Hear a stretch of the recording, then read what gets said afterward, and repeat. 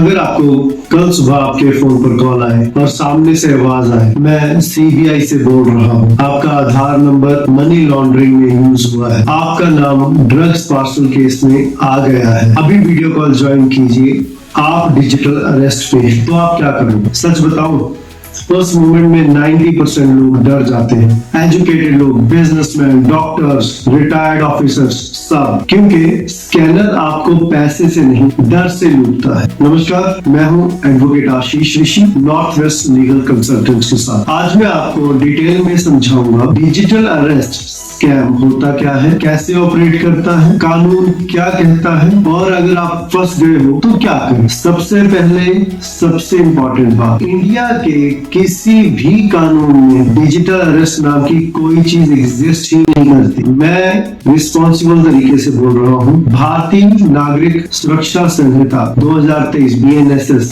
जो पूरे code criminal procedure CRPC की जगह लागू हुई है, किसी भी सेक्शन में डिजिटल अरेस्ट का कोई प्रोविजन नहीं। BNSS सेक्शन 35 कहता है कि अरेस्ट करते वक्त ग्राउंड बताना मैंडेटरी है। सेक्शन 47 कहता है कि अरेस्ट मेमो प्रिपेयर करना होता है और रिलेटिव या फ्रेंड को इन्फॉर्म करना होता है। वीडियो कॉल पर arrest impossible and illegal. Now how it works, step 1 इनका होता है, कॉल आता है, स्कैमर बोलता है आपका पार्सल ताइवान से पकड़ा गया, उसमें MDMA ड्रग्स मिले, आपका सब्सक्राइबर आइडेंटिटी मॉड्यूल जिसको बोलते हैं सिम कार्ड मनी लॉन्ड्रिंग में यूज हुआ है। फिर कॉल ट्रांसफर होती है सीनियर ऑफिसर को, उनका खुद ही सेटअप होता है। कभी बोलते हैं मैं इन्फोर्समेंट डायरेक्टरेट से बोल रहा हूँ, जिसे हम ED के नाम से जानते हैं। बैकग्राउंड में पुलिस स्टेशन जैसा सेटअप, फुल फ्लेज सेटअप होगा, इंडियन फ्लैग लगा होगा पीछे, फेक आइडेंटिटी कार्ड्स, और कभी कभी फेक यूनिफॉर्म तक पुलिस की होती है उनके पहनी हुई। आपका दिमाग क्या सोचता है? सोचता है ये सीरियस है भाई, नीड टू बी केयरफुल, ये क्या हो गया। फिर वो अपने सेकंड स्टेप पे आता है स्कैमर, जिसमें वो आपको आइसोलेशन करता है। इसमें स्कैमर बोलता है ये नेशनल सिक्योरिटी मैटर है, किसी को बताया तो obstruction of justice, phone cut किया तो नॉन अवेलेबल वारंट। आपको 4-5 घंटे वीडियो कॉल पर रखेंगे, बाथरूम जाने तक की परमिशन नहीं देते। इस टेक्निक को बोलते हैं साइकोलॉजिकल कैप्टिविटी। आप फिजिकली तो घर पे हो पर मेंटल आप उनकी कस्टडी में चले जाते हैं। नाउ फिर इस ये सेटअप के बाद उनका आता है तीसरा स्टेप, जिसमें वो एक्सटॉर्शन करते हैं, फाइनेंशियल एक्सटॉर्शन। वो फिर बोलता है वेरिफिकेशन के लिए पैसे टेम्पररी डिपॉजिट करें, security clearance fees, court settlement amount, और पैसा गवर्नमेंट अकाउंट में नहीं पर्सनल अकाउंट में लिया जाता है। कभी RTGS, कभी NEFT, कभी क्रिप्टो करेंसी, और कभी किसी मेल अकाउंट में। ये सिर्फ फ्रॉड नहीं है दोस्तों, ये फ्रॉड सिर्फ फ्रॉड के नाम से नहीं चलता, ये क्रिमिनल ऑफेंस है अंडर BNS 2023 भारतीय न्याय संहिता, जिसमें सेक्शन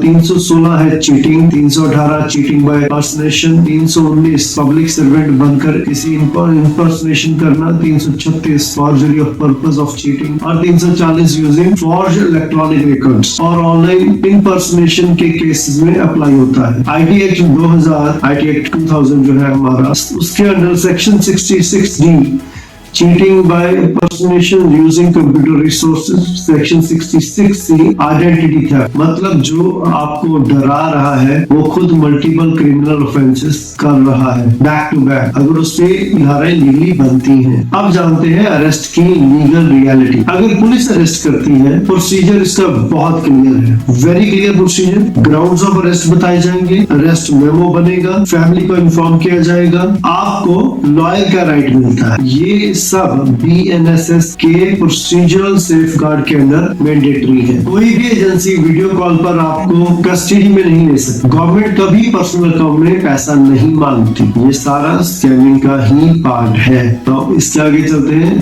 फेक वारंट ट्रिक, कभी कभी फेक अरेस्ट वारंट भेजते हैं, PDF में फाइल में हाई कोर्ट का लोगो लगा होगा, सुप्रीम कोर्ट का ऊपर नाम लिखा होगा। कोर्ट कभी भी व्हाट्सएप पर वारंट सर्व नहीं करता, ये इसको लिख लीजिए आप। फॉर्जरी भेजना खुद BNS के सेक्शंस के अंदर पनिशेबल है। अब आप प्रैक्टिकली क्या स्टेप्स हो सकते हैं, आप क्या कर सकते हैं, मैं आपको भी प्रैक्टिकल स्टेप्स बताता हूँ। पहला गोल्डन रूल, पैनिक मत करो, बोलो मैं अपने लॉयर के साथ पुलिस स्टेशन आ रहा हूँ। कॉल को कट कर दो, जिस भी कॉल पे आपकी उसके स्कैमर के साथ बात हो रही है। नंबर ब्लॉक कर दो ताकि वो वापस आपको कॉल ना कर पाए। तीसरे स्टेप में 1930 नेशनल साइबर क्राइम हेल्पलाइन का नंबर है, उस पर तुरंत कॉल कर दीजिए कि जी मुझे ऐसे फर्जी वाला कॉल आया है और बंदा मुझे डिजिटल अरेस्ट भी कर रहा है। अगर पैसे ट्रांसफर हो गए हैं तो national cyber crime reporting portal पर कंप्लेंट करो। बैंक को रिटर्न ईमेल भेजो,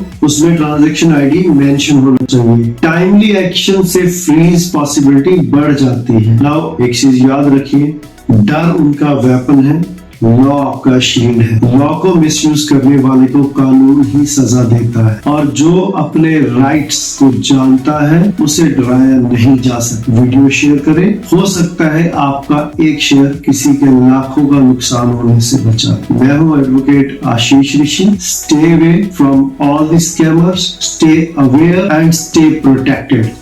जय हिंद।